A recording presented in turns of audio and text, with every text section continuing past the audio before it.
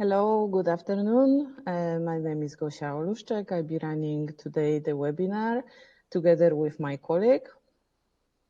Hi, my name is Riza Hanselman. And we are both from the Foundation for Environmental Education. The webinar today is about constructive journalism as a way of fair reporting about climate change. And during this webinar, we will make you a small introduction about constructive journalism, and then we go through different examples of activities based on the program that we are both running, Young Reporters for the Environment. And we also highlight some thoughts for thinking and following up with this later on. So as I said at the beginning, we are both representing Foundation for Environmental Education.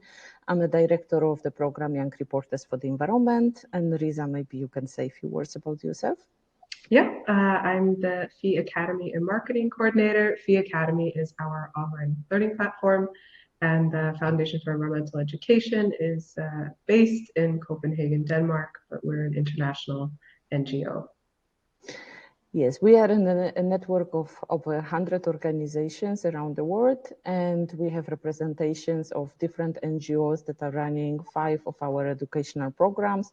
Some of the organizations focus only on education, some are working with the ecotourism, eco-labels program like Blue Flag and Green Key.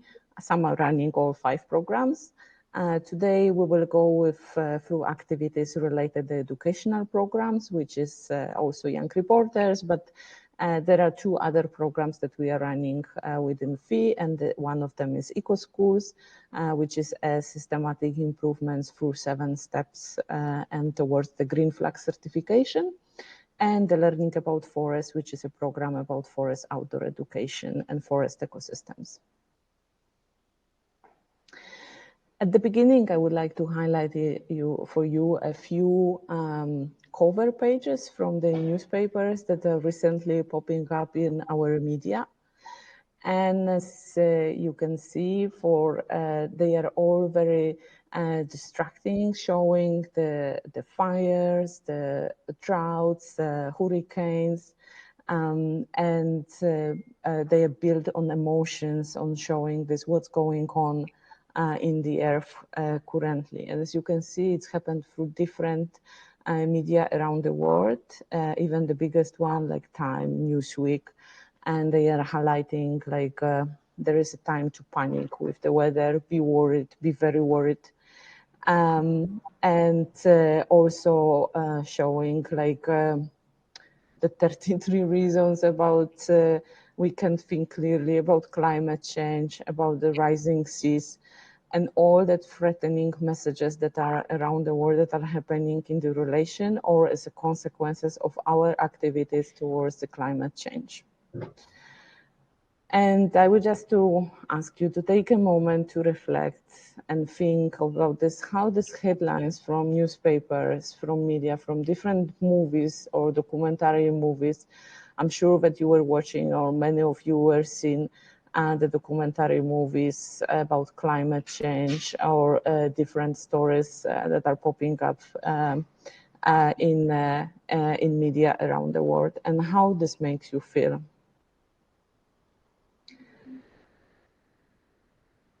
And do they make you also thinking to take action, or instead they are making you to feel depressed, overwhelmed, hopeless? Or you think that there is anything to do yet, or we just should wait and there is nothing more that we can act? And this is what we are facing through the activities working with youth around the world, and how media are creating the warning messages about climate change are very threatening. And this, what they are thinking as well, and what some scientific results are showing, that according to one of them that was based on research done by Reuters, they are highlighting that around half of our population responders is also avoiding news that have negative effect in their mood.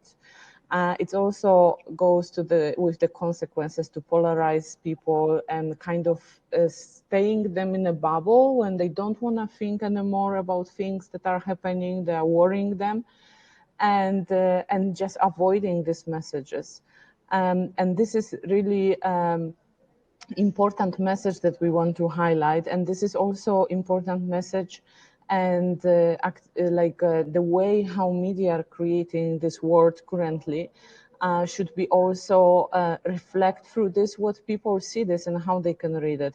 And of course we know that for the last decades and media are building their popularity also on like shocking messages, on grabbing our attention with some gossiping things and things that are worrying, because they are catching our eyes. But when you come for the reading and when you think about this, how this makes our mood and how we feel after that, people are trying to actually avoid that, but they are looking for something else. They are looking for more constructive messages that will give them some opportunity to enjoy the life and go forward with this. And I also want to highlight, we are all know that media, they have power. And this power determines also the fate of politicians and the political causes. They can influence governments and their electorates. And therefore, to be numbered with other political institutions, parliaments, executive administrations, and parties. Media power is now almost a commonplace of modern commentary. And this is also what we have to think about this. They are creating our world, they are creating our reality, and we have kind of no way to escape from that, because we see this on all social media that we are using on a daily level. And this is really something that we have to find and think about this, how we can escape from these threatening messages and feel, think, and act more constructively. And what I want to highlight as well, we all know that the media and journalists, they are trying to stay neutral. But very often we are kind of faked with different news. They are trying to show us something what grabs the attention for a moment, and like showing the shocking messages. But when you actually you see the true story, you actually see that this is completely different messages that the person who's there was trying to create. And I just put one of the pictures that was taken from in the page when I googled something about fake messages, and you can see here Prince William showing on by his hand that he has 3 kids, instead of like, you know, the different side of this picture is showing completely different message. And this is the world and the reality that we are living with, and what also takes us to thinking like critically and always checking what is the message behind, what is the source, and who has intention to show us this perspective. What is the intention in that? And from our own work and what we are seeing also through our partners and networks that we are working, the message that is coming from youth is very clear. Youth feel overwhelmed by negative messages. They see in media, that they see in media, and it makes them to feel powerless to act. And this is really something that we should have, we need to remember. We need to also see how these things makes the mood depressive. We could see it also during the pandemic, that very children also, they went with like depression because they were isolated, they were not able to act, they were staying just in this virtual world. And this is one of the consequences of also being bombarded by negative messages and not having an opportunity to work, to do something together with other peers, and do something positive that can build our strength and empower not only you, but all of us. So thank you, Gosia. I think you've set the stage. I think we've all experienced kind of the overwhelming and negative power of the media, especially these days with so many terrible things going on in the world. But with that, I think we also want to present an alternative, a different way to look at media, and hopefully this YouTube video will play. Today, millions of news stories will be produced, published, and consumed by our audiences. They will change the outcome of elections, what we buy, how we think and feel about ourselves and each other. But as the sheer volume of news rises, does quality follow? Perhaps along the way, we journalists took a wrong turn. We mistook attention for a sign of approval, creating fear and apathy. Because we once learned that if it bleeds, it leads. Some even say we sold our souls for clicks, for likes, serving up our vast, complex, fascinating world in bite-sized pieces, forgetting all the shades between black and white in the process. What about a journalism for tomorrow? Could our words be guided by curiosity and not just conflict? Could we focus on solutions and not just problems? Embrace and not shy away from the many nuances? Could our news stories help audiences see something new? Help them build something constructive? Because the world doesn't need more news, it needs better news.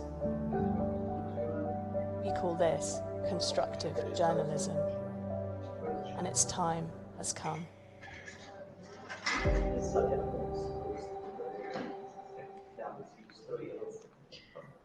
So,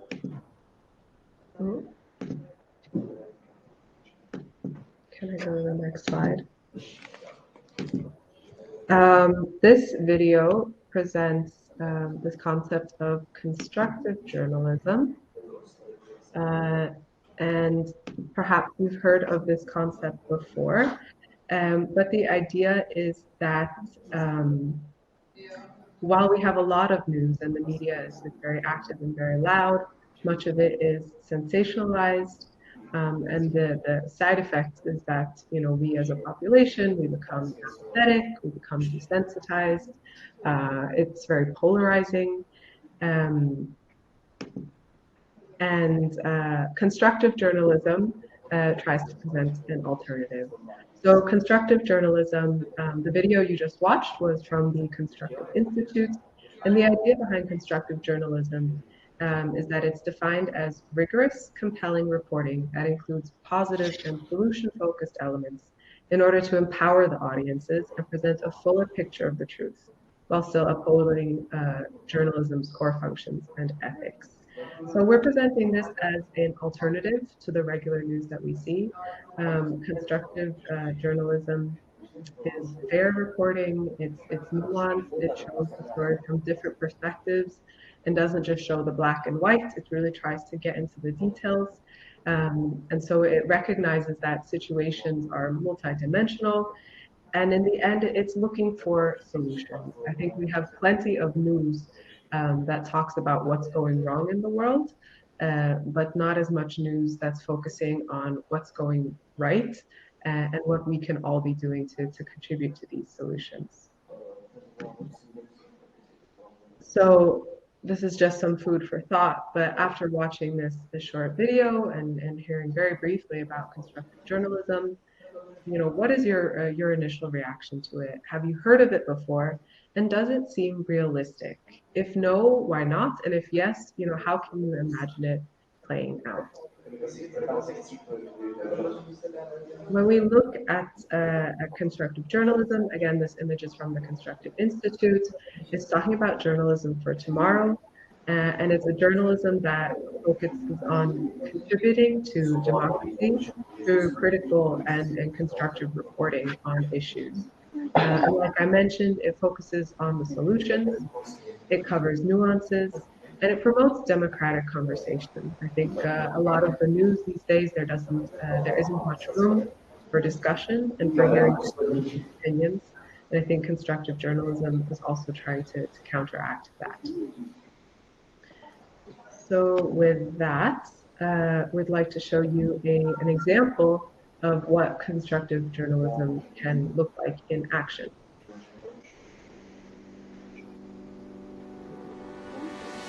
This video is a true story. Last year, I went to visit the Dead Sea, the lowest point on Earth, only to realize that the Dead Sea is dying. Factories are using its water and rivers have dried up. And when you realize that this sea is disappearing, you get discouraged. You lose hope and you give up. Because humans, you say, have killed the environment. But not all humans. The following video took 1,000 days to make, and it's about the humans that are fixing this planet. In the country of Denmark, Tobias is renting out his kayak for free in exchange for picking up trash. From one kayak, they save tons of trash floating on the river. In the country of Sri Lanka, someone found a way to turn the poop of elephants into real paper and made a company out of it.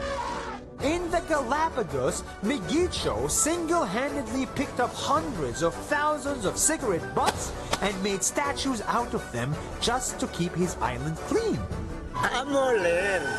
In the Seychelles, people are planting new corals just to revive the dying ones. This way, they can revive an ocean. In the country of Tanzania, I saw Lou who takes glass waste and makes building blocks out of them. This way, her team can recycle the entire island's waste. For every one house, we can save 50,000 bottles and save you money. In Papua New Guinea, yes, even this remote country, people recycle cans by throwing them on the street. Cars drive by, crush the cans so they can be recycled as a community. Good job! In the country of Ecuador, these guys collected trash, compressed it, and made real household items from it. They even built an entire house from 1.5 million milk boxes. In Peru, Marino is using his science degree to clean water. He made his lake go from this to this, and now he's cleaning even bigger lakes.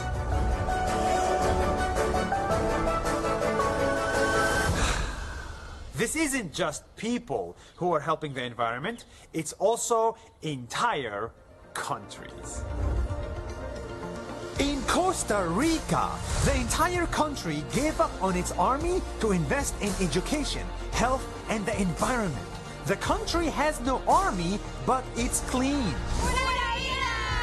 In Iceland, they built power plants that run on the energy of volcanic water. And in Singapore, the entire country's trash is treated in a way that's clean and environmentally friendly. So their trash island looks like a resort. It's true, the Dead Sea is dying, but a lot of humans are trying. And as a wise woman once said, never doubt that a small group of thoughtful, committed citizens can change the world. Indeed, it's the only thing that ever has.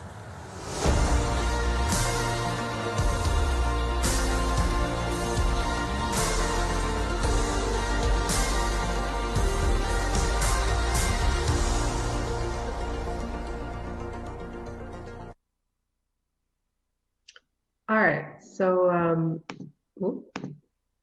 perhaps you have seen some of those examples before, and hopefully they are inspiring. This was a very general example, of course, but it goes to show that there are positive things happening. There are positive stories that are worth telling. And I think the question that we have to leave you with right now before I hand over to Gosia is how do you think that constructive journalism can be made more mainstream? How can it be part of mass media? Do you think it's realistic to see constructive journalism in mass media? And with that, I will hand it back to Gosia. Thank you so much. And now we would like to tell you a bit about our programs, Young Reporters for the Environment, in which for the last 27 years almost, we are actually working with students to give them opportunity to talk about environmental issues, but also look from them like following this constructive journalism rules. So I just have a trouble to click for the next slide. So if someone can help with that.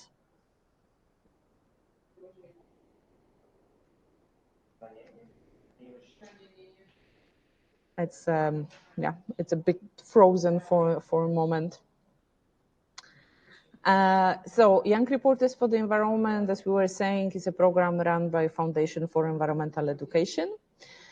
And just a small introduction to the program, we would like to play a small video about the Young Reporters.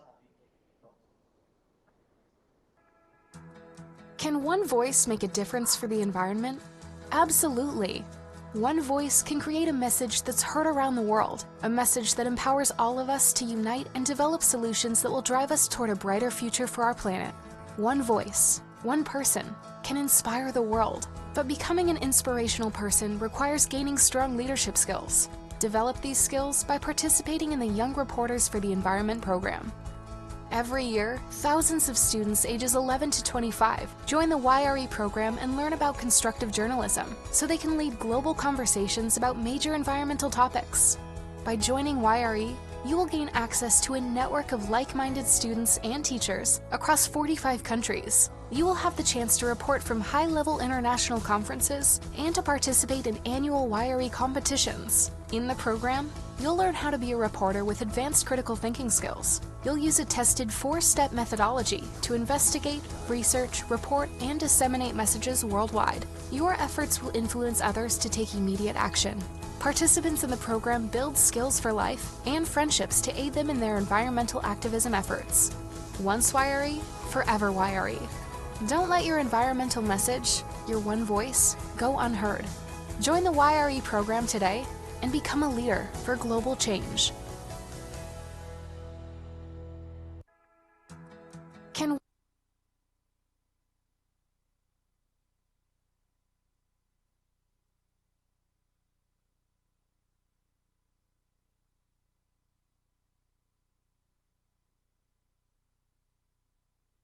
Yeah, no, sorry.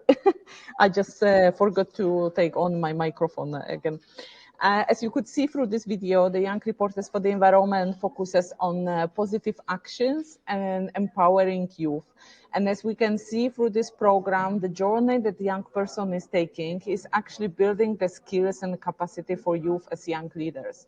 And as we are saying in the program, not always you need to be a first row speaker in this, but you can find your niche, you can express your thoughts, you can be young leaders through different type of activities, and they can be also related to the journalistic activities like photography, video journalism, or reporting through articles. Every year we are gathering about 500,000 of students, and from age, as we were saying before, from age 11 to 25 years old, that are working on their stories and also influencing people through sharing these stories on social media and local channels to make them heard and visible. As I mentioned at the beginning, the Young Reporters for the Environment is one of the fifth programs run by Foundation for Environmental Education. FE is a non-profit, non-governmental organization promoting sustainable development through environmental education worldwide. If we are looking for the YRE methodology, it's a very simple 4 steps, but they are extremely, extremely important. And the first aspect that we are always suggesting to our students, whenever you want to write something, you want to talk about some environmental issues that are happening close to you, but always looking for a global perspective, you need to investigate this aspect. You need to learn about it. You need to search for some information. and be able to talk about the issues that you want to write, and you have to understand them. So we are, through these activities, we are also closely working with teachers. We are trying to embed this program into the school curriculum, where they can learn about climate change, biodiversity loss, and pollution. And also, there is another aspect. We don't ask our students to provide the solutions by themselves. We ask them to research for it through scientists, experts, local stakeholders. And that means that they not only read about things, but they have to move around. They have to make interviews. They have to ask people and check what can work the best for them. Now we are living in this global virtual world, so they can also approach researchers, specialists around the globe. They don't. They have access to this. They can book a virtual meetings, interviews, and we are supporting them with this as well. Then the third step is actually to create a journalistic piece, like article, photo, or short video. And what is the most important one of the last step is to disseminate this. Disseminate, to educate communities, educate peers, friends, and share the thoughts that are expressed through these journalistic pieces. And this is extremely, extremely important, because we want to teach our and empower our youth to actually express their thoughts and not be worried to participate in discussion, not be worried to also defend their thoughts, but also share the true information and not be kind of confident with this, that this what they are writing is not related to any fake news. It's the information that are provided there are credible and trustful. And this is also one of the aspects that drags them to the leadership activities, to be able also to kind of influence other students, other youth in schools or in the clubs, or they can be also working through the Scouts group or in other groups where they are there to see that they are not alone, that there are other students, other youth around the globe that are also can be there supported in these activities. And as it was mentioned in the video, we are running also a newer competition. But on this aspect, what I want to highlight as well, that for like making this program international and global, it's extremely important for us to collaborate with the partners. And that's why we are closely working with UNESCO, UNEP, or UNICEF, or Youth Climate Reports, journalists, and specialists that are also educating the students that are part of this program and supporting them through virtual or physical meetings or some other sessions. And I'm today actually at the Youth Environmental Educational Congresses, and that's why it's a bit noisy around me, so I really apologize for that. But I had the opportunity to have 5 days with amazing youth people from many European and North African countries. And actually we were working through these 5 days to empower them and talk about climate change, about education and what needs to be changed in this to make them more, to make them heard and be, that they will be able to be empowered and change the world. And what is important in our stories, and here I would like to kind of highlight the three stories that were also awarded through our competition. But the stories that the students are creating, they are orientated into solution and showing the environmental issues, showing the true picture of situation that is locally, but also bringing that hope, bringing that opportunity that something can be done, and makes this opportunity for people to actually see this as a great example that can be maybe shared globally, maybe used by other countries or by other youth also to introduce this kind of activities and act together around the world. So one of these stories is a photo story from Turkey about 5 alternative solution models for the new farming.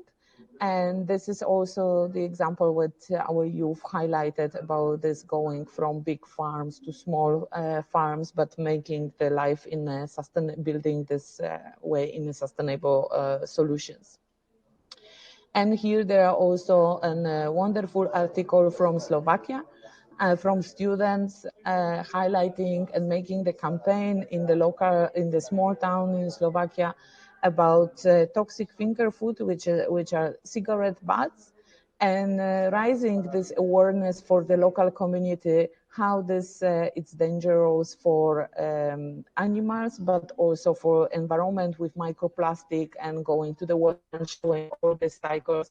And they were very successful. They could see also that this changed they make the local people more aware about that, and they could see also the difference with this littering around the streets, that it's going down. So this is a very important part that we are looking through our stories, that they make a physical change. And the third one is also a beautiful video from France, when the students were investigating about the water pollution in Brittany, and showing that if we are thinking about green algae, that they are very positive for the environment, but if there is a too high acidification, actually it's very dangerous and it's killing the local biodiversity that is there. So that was also a very important story that they contribute, and they were closely working with the scientists around this area and highlighting it to people trying to change and influence the change with people's behavior. All right. And with that, as Gosia mentioned, we have the annual wiry competition, and young people from pretty much anywhere in the world, in countries that are running the wiry program, can participate. It's open to people between 11 and 25. And we have 3 main categories: so articles, photographs, and videos.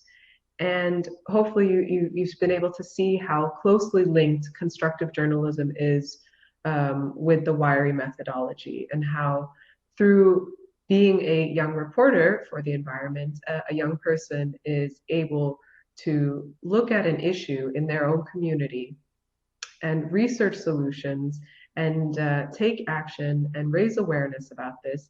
And by going through this process, they engage with this issue, and they're also more likely, to encourage other people to take action and bring some positive change. So I just wanted to highlight a few of our young reporters and the stories that they've written over the past few years, and to show that it is possible to be a young person and also be a constructive journalist, so to speak, and that the Wiry program is a really wonderful framework for that. It gives students a lot of independence. It allows them to be creative. It allows them to think on their own. Teachers are facilitators in the Wiry program, so they're there to support and guide young people, but really in the end, it's this young person's own curiosity and passion that drives them. So this first example that we have is an article that actually won the first place in the Wiry competition last year. And it's from a student in France, and it's about the textile industry. And this student was part of the 19 to 25 age group, so a bit older. But the issue they were addressing was pollution caused by the textile industry, which is maybe not something you think about very often, but it is a big issue, and it contributes significantly to greenhouse gases. So this student went and explored an ethical and sustainable fashion network in her own hometown. And this network, this hub, supports local fashion designers and professionals, and is a place where people can produce more sustainable fashion. And it was a local story that highlighted a real solution, showed the impacts. And the great thing about this article was that it wasn't focusing on the terrible impact of the fashion industry on how the pollution is, ruining our oceans. None of that. It was very much focused on this is a problem, and here is one way that it can be solved. The next one is a photo story that was produced by a student in Slovakia, and they won in the 2020 competition. This student was between 15 and 18, so slightly younger. But this photo story was a really lovely and simple way of talking about the issues of how our food that's imported has a significant carbon footprint. And so this student chose to look at locally sourced food products. So she went to her grandparents' house in the countryside and walked us through the process of creating a full meal out of locally sourced ingredients. And it's these small little stories like this that spark interest, make you think of something new perhaps, and show that there are alternative solutions to the way that we're doing things. This video is called Old Companions, and it was also produced by a student in Slovakia in the youngest age group, 11 to 14. And I'm just going to take some time to show you because I think it is really impressive to see what students can do when they have the freedom and are curious. Ahoj, ja som Hanka a toto je môj dom. Bývame v ňom už 9 rokov a teraz nastal čas zasadiť rastliny v záhrade. Chceme v nej zasadiť strom, no zistili sme, že to nie je až také jednoduché.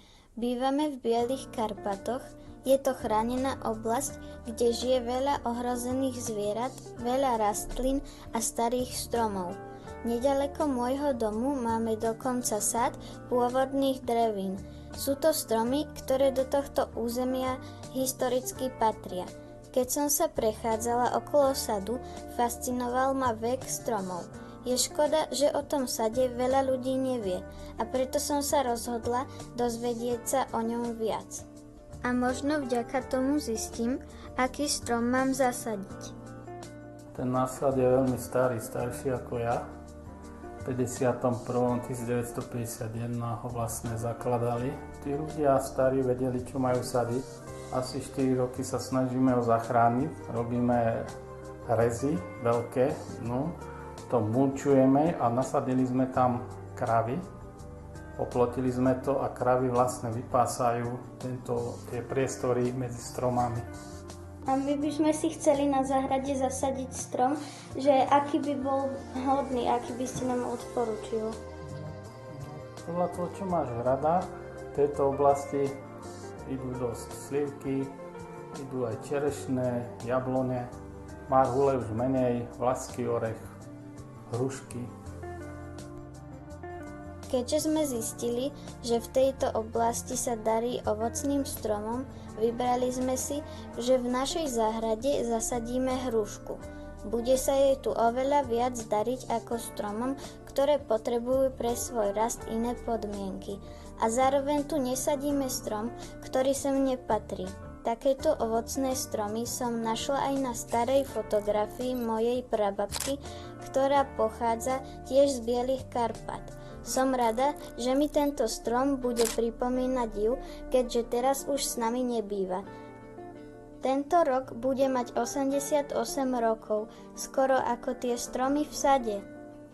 Keď žijete v takom unikátnom prostredí ako ja, musíte si ho viac vážiť. Škoda, že ľudia zabúdajú, že by sa mali prispôsobovať prírode a nie príroda im.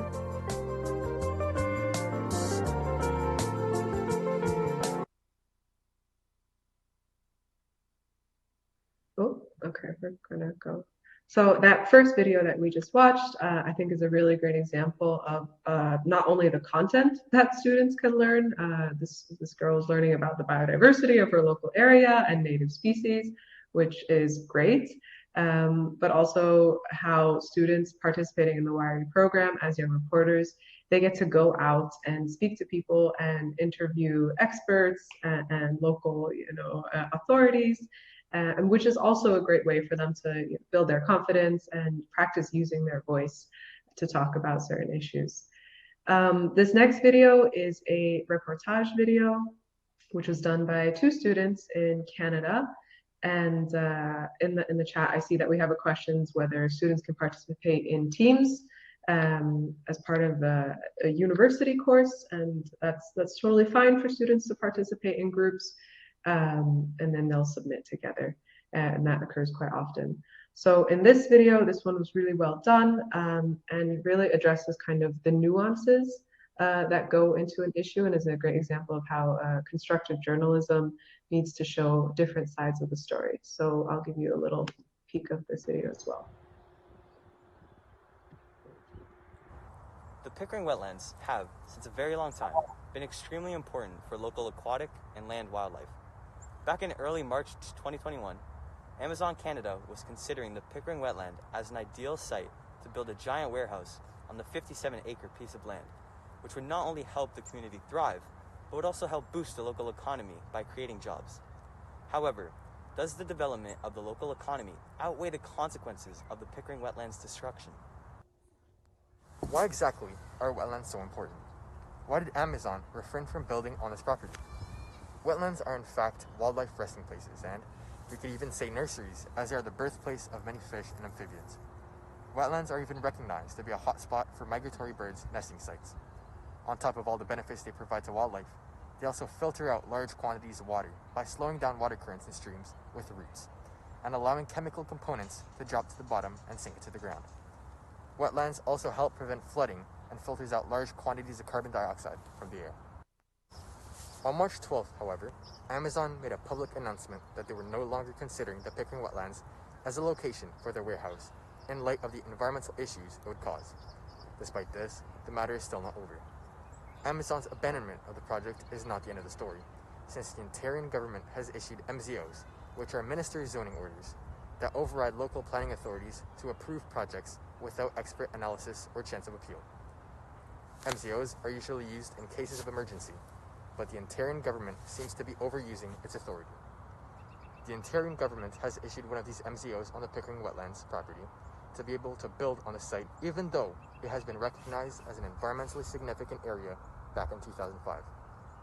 In addition to this, the government has introduced a bill to remove the ban on construction of protected wetlands, has reduced the power of conservation authorities, and has ordered the Toronto Region Conservation Authority to issue a building permit for the property. But why is all this fighting going on over a wetland? Wetlands are extremely important when it comes to flooding. They help drain all the water coming in from rivers, whether it's from seasonal flooding, from melting snow, or excessive amounts of rain. They help local infrastructures by protecting buildings and roads from water damage caused by these floods. However, on the flip side, building a business or warehouse, such as Amazon Canada had tried, would be beneficial to the local economy, since it would have created approximately 2,000 new jobs.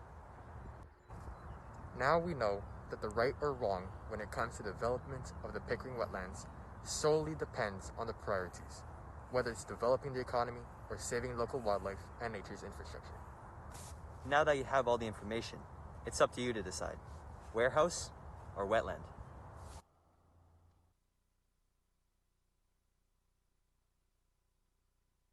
That video is also a great example. It's wonderful to see high school students who have taken on a very relevant local issue, and they've really dove into discussing the pros and cons of a new warehouse being built, creating jobs, versus protecting a wetland and the native biodiversity and environment there. So it goes to show that students can really get into it and tackle quite complex issues as well.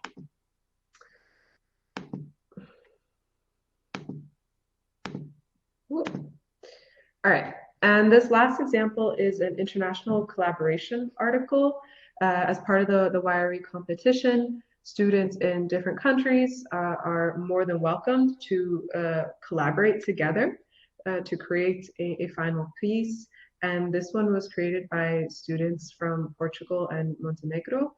And they talk about traditional irrigation systems and agriculture. And they were looking at how in both countries, the agricultural industry was facing issues with irrigation, and high costs, especially, as a result of drought. And so they were exploring traditional irrigation systems that existed in both countries and had been used over the years. And the international collaboration is a really wonderful opportunity for students to get together and learn about their different countries and their different situations, but to also recognize like the global aspect of whatever issue they're talking about. So to be able to take something local and make it global, which is another part of the WIRI program. And with that, I just want to emphasize that journalistic storytelling, like in the WIRI program, offers young people the opportunity to change the narratives that exist in the media. It gives young people the choice, the opportunity to put in new stories. Not every young person has to be Greta Thunberg or should be Greta Thunberg. And there's also a wonderful way to use your voice and raise awareness and speak out for the environment through the mediums of photography, article writing, and film. And so through constructive journalism and the WIRI methodologies, students are developing both their critical thinking skills, their creativity, their literal, journalistic skills of writing or video or photography, and then also getting the confidence to use their voice as a tool for positive change. And before I hand it over to wrap it up, I just wanted to add some information about the resources that we have available. As I mentioned, I'm the FEE Academy coordinator, and FEE Academy is our online learning platform. It's free and it's open to anyone who would like to join. And there we have courses for educators as well about various environmental education for sustainable development topics. But we also have 3 courses for students about environmental journalism, looking at the 3 different medium and how, and it walks the students through being a young reporter and reporting on environmental issues. And on our website, wiri.global, there's lesson plans and learning packages and lots of other educational materials for teachers who are interested in doing something like this. And with that, I'll hand it over to Gosia. Thank you so much. And just going till the end, we would like to have some reflection from you. If you are following us on chat on this with this session, you can use the question answers. But also we want to give you some food for thoughts later on. And we would like to raise a few of the questions like where or how can educational systems incorporate programs like WIRI into school curricula?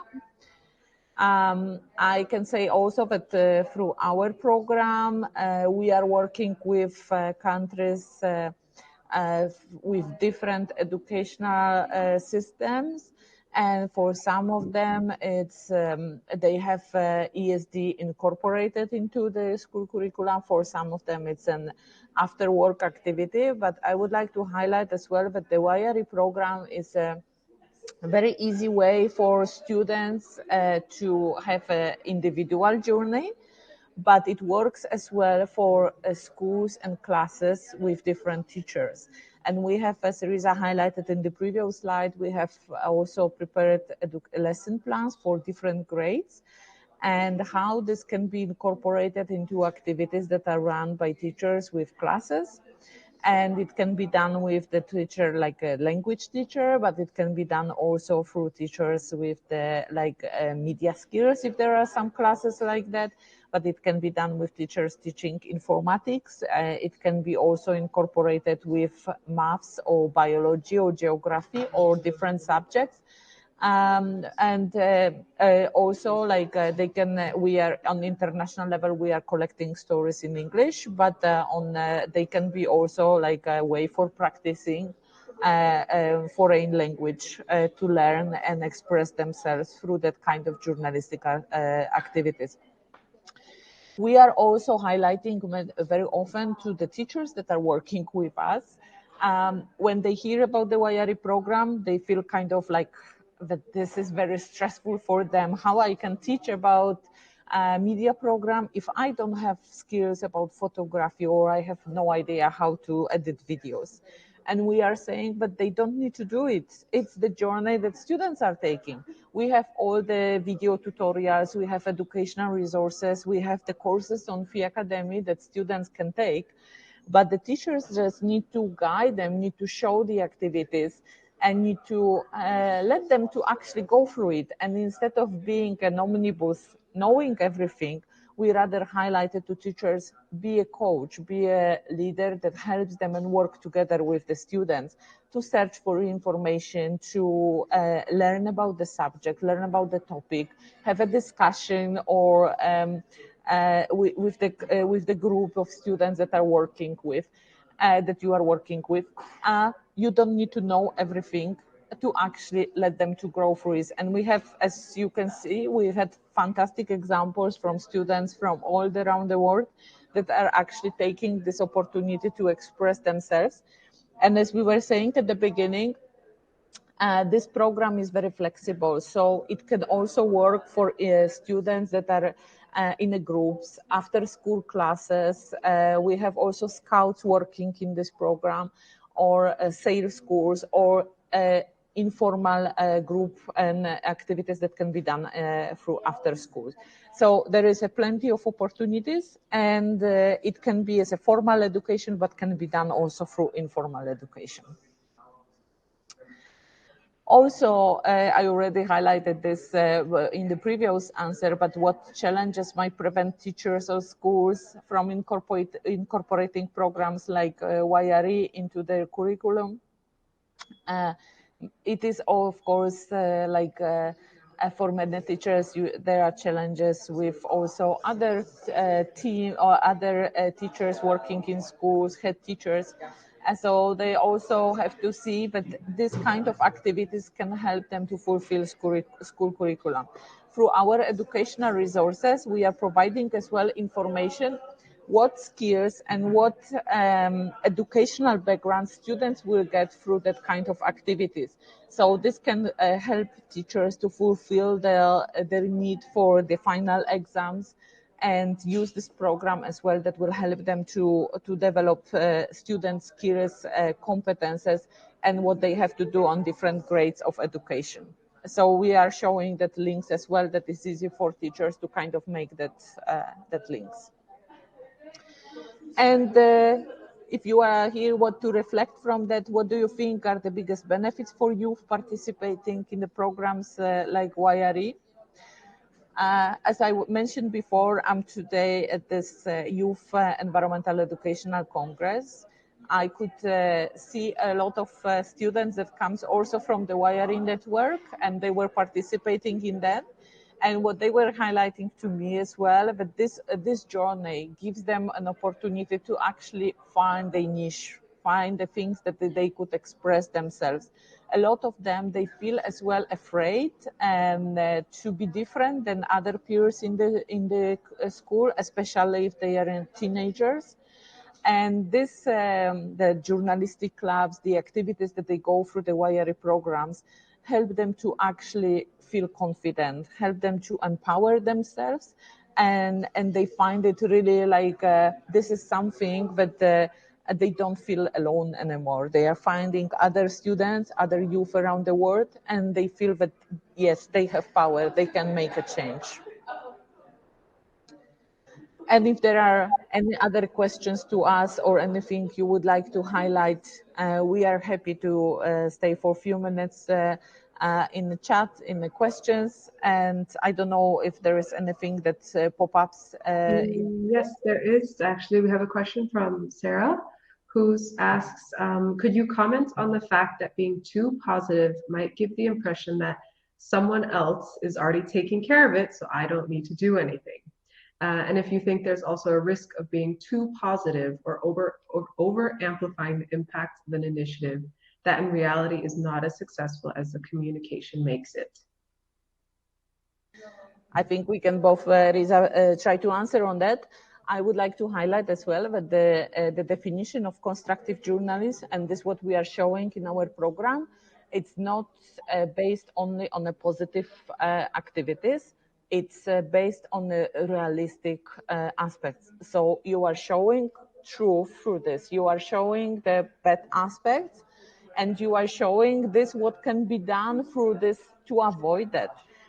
So it's not like that you are hiding some part of this, okay, we don't have any more climate change, let's focus on something. No, we ask them, yes, show this, but this is happening, this is threatening, this is scary, but what we can do with this, and look from this through this, that even small steps are something that can help to, and if there are a few small steps, then the impact is bigger and bigger. So we are always asking them to look through this perspective, what can be done.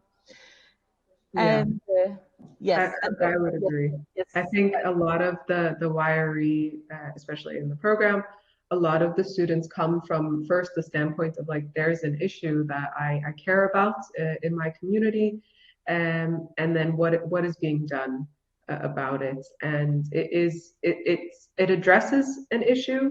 It doesn't ignore it, as Gosia was saying, but instead of just leaving the reader or the viewer with a sense of overwhelming dread that everything is falling apart because of climate change or because of, greenhouse gases. I think it should be giving the audience an actionable thing, like this is a solution, this is how you can also take action. And I think that's the idea behind constructive journalism. Yes, and it was also highlighted here that someone else is taking care, so I don't need to do nothing. So I need to do nothing to do. And what we are trying to highlight to our students, to look at the perspective from the perspective what is near by them, what bothers them in their daily life, and focus on this, and then look at the global perspective. So they are showing themselves, and this is not the aspect that someone else taking care of. This is something that they feel that it's important, and this they want to highlight, and we want to emphasize that everything that they take, it's important, every single step. I remember as well in one of the stories from one of the countries, it was they were highlighting the pile of illegal garbage in between two villages, and nobody was taking care of this aspect because it kind of was in the area of belonging to anyone. So in between, a space that didn't belong to one municipality or to the other. And the youth highlighted this through the story. They clean the area, they highlighted, they make the campaign about that. And then both municipalities actually seen the problem, and they also make this, that they have to take care of this area and make people educated on that.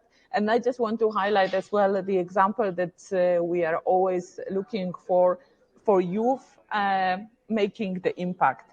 I remember also a story from Malta when our students were running a campaign for grocery shops, showing making the surveys for the local community and interviewing them what they think about plastic bags and picking vegetables in these grocery shops into the plastic bags. And then they interviewed also the sellers and the owners of these shops. And what happened after that? But they came with these results. They raised the awareness in different places around Malta. And they actually, the owners of grocery shops, introduced mesh bags instead of these plastic bags. They've seen the problem raised by youth, and something what they highlighted, what is important to change. And this was really, really empowering for youth. They felt so happy with this when they came back with this, we made the change. We really made the change with this. So this is something really heartwarming and something that we are looking for these activities. Yeah, we have another question from Luciana in Brazil. In 2022, a partnership between the Network Environment Institute representing FEE in Brazil and the National Electric Energy Conservation Program, where Luciana works, will expand YRE in Brazil. We love to hear that. How do you include students from poorer schools in the project? What are the strategies to arouse the interest of students from poorer communities? Yeah, that's a difficult work, but I think you have to look for the opportunities in the local perspective. Of course, from a global program, we are giving these opportunities for online learning, but sometimes maybe they don't have access to this. And what we think, it's like we want to work on the equality in the access for education. So we are providing different resources and support for our coordinators and organizations that are working in different countries to maybe organize some workshops and sessions. And as we were highlighting before, sometimes it's good to look in a different perspective, maybe not focus only on schools, but also try to find the idea like building maybe a club, a journalistic club for students from that poor school, but they can kind of find themselves in this zone when they can develop their skills.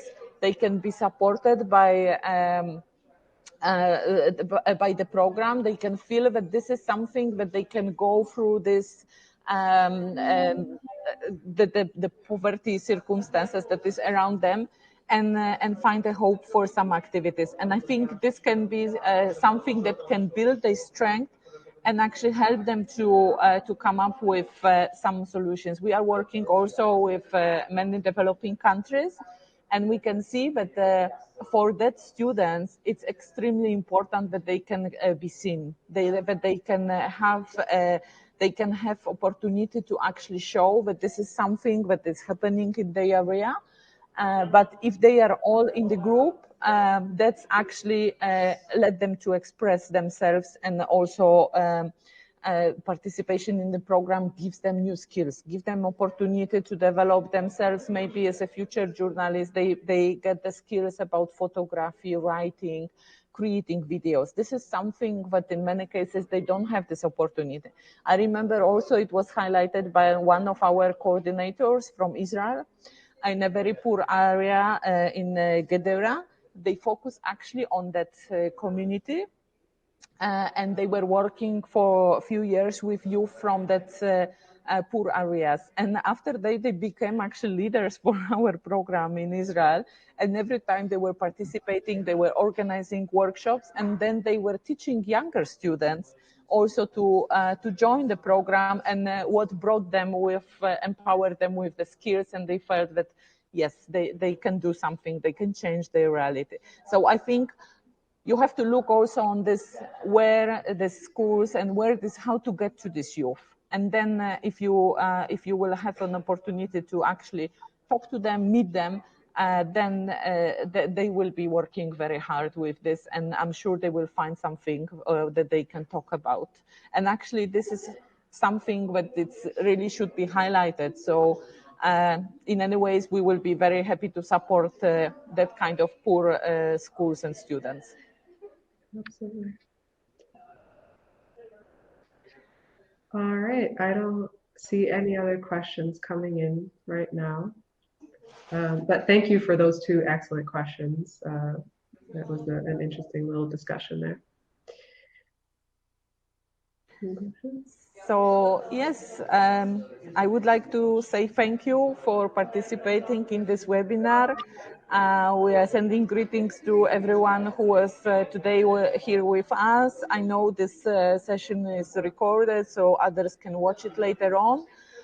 If you also have any questions to us and need to contact, you can find information on our website for Young Reporters for the Environment.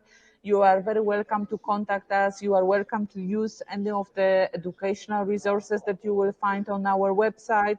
Also share information about FEE Academy, show it to young people that you are working with, or other youth that can benefit from these activities. And as we're saying, the courses on FEE Academy are for free. Currently they are in English, but we hope that by the end of the year, we will have also versions in Spanish, Portuguese and French. So then we can also extend this opportunities for other students. So thank you so much for today, and yeah, we hope that we can stay in touch. And if you have any other suggestions, you are very welcome to send it to us. Thank you, everyone.